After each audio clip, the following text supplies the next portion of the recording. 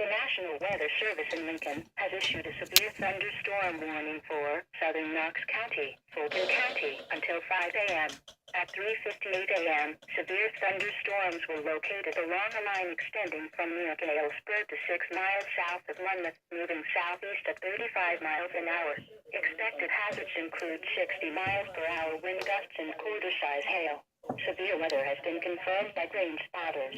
The following impacts are expected. Hail damage to vehicles is expected. Expect wind damage to roofs, siding, and trees. Locations impacted include Galesburg, Canton, Lewistown, Abingdon, Knoxville, Farmington, Cuba, Avon, Yates City, St. David, Fairview, London Mills, Mequon, Fulton, East Galesburg, Duncan Line, Henderson, Smithfield, Bryant, and Norris. This includes Interstate 74 between mile markers 43 and 66.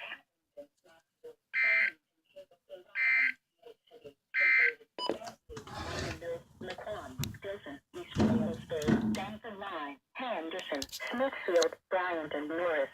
This includes Interstate 74 between mile markers 43 and 66.